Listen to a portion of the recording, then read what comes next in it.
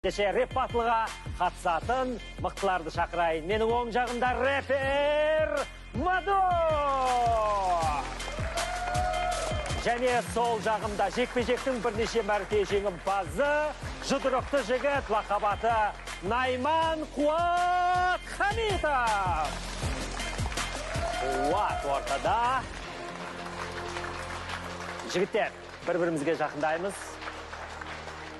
Очкиді көтереміз, көз түйістіреміз. Рахмет. Мадок, датың бар ма?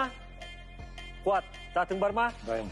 Ендеше дат айтуға ортаға, Мадок, сен шақырам. Окей. M-A-D-O-G.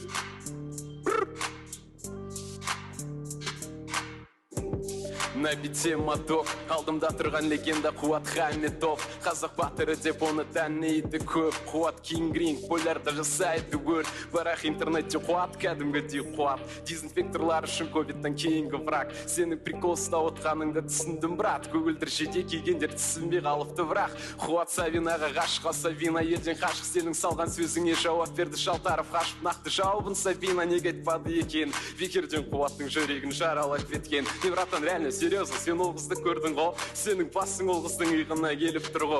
Еркек әйелден мұрсаты жоғары болу керек. Осы нақыл сөз естісе Қуаттың жыны келеді. Рел тоқ.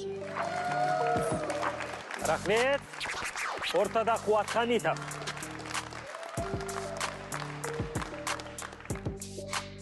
Раз.